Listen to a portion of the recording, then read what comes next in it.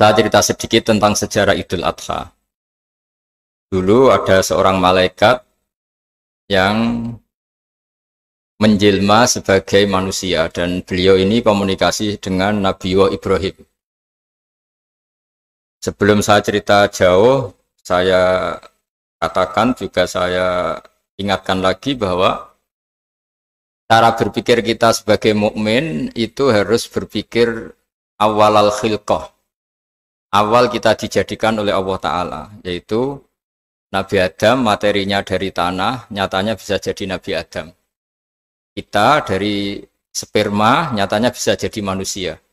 Dengan konstruksi yang sempurna. Dengan cara seperti ini, nanti bayangkan kekuasaan Allah yang tidak terbatas menjadi mudah.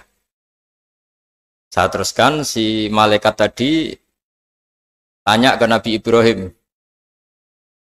saya minta kambing kamu. Oh ya, silahkan. Asal kamu melantunkan kalimat tasbih, terus dibaca tasbih, indah sekali, merdu, terus bisa minta tambahan kambing, ya. Sampai beberapa kali. Demi Allah, ini baru kambing, baru hewan. Andaikan anak saya pun, kalau demi Allah saya kurbankan. Singkat cerita, versi riwayat ini, suatu saat Nabi Ibrahim diuji dengan dimintanya anak untuk dikurbankan. Ketika beliau atas nama seorang bapak agak keberatan, terus diingatkan ulang oleh Allah Ta'ala, janji beliau, demi Allah, anak pun saya kurbankan. Walhasil akhirnya beliau melakukan itu. Dan karena Allah hanya menguji, tidak niat betulan supaya anak itu disembelih, akhirnya diganti oleh kambing. Jadilah tradisi kurban itu pakai kambing.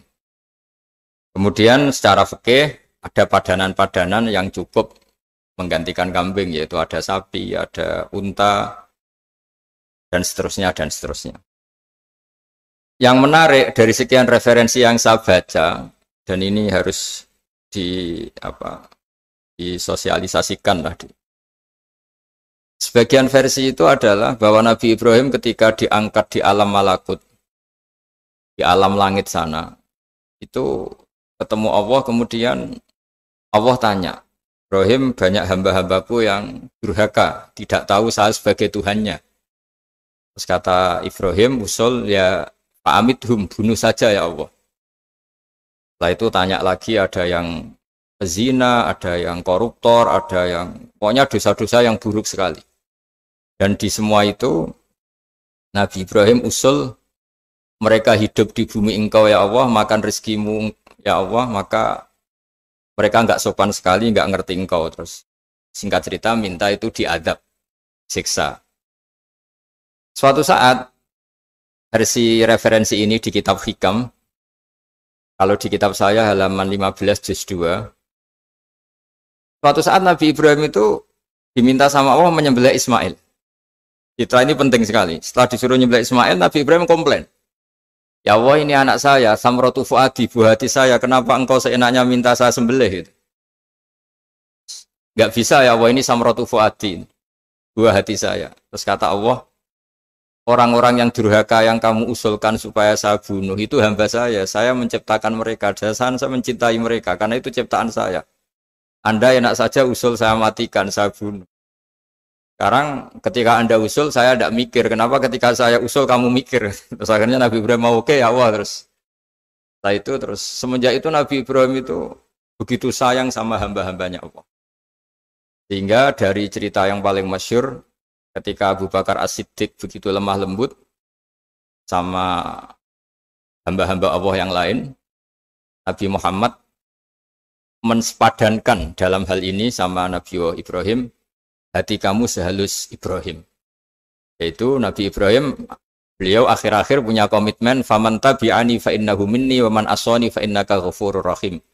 Ya Allah, orang yang ikut sunnahku maka jelas bagian dari saya. Dan yang sedang durhaka, waman asoni, saya harapkan fa innaka ghafurur rahim. Engkau Maha Pengampun, Maha Penyayang. Semenjak itu menjadi sunnatan muttaba'ah bahwa agama ini agama rahmatan lil alamin, bahwa melihat kemungkaran, melihat kebodohan, ketimpangan, itu komitmen kita ini membenahin, bukan menghabisin. Melihat kesalahan komitmen kita ini, in uridu ilal islaha mastata'tu. Komitmen kita ini ingin lebih baik, bukan mengacaukan dunia ini.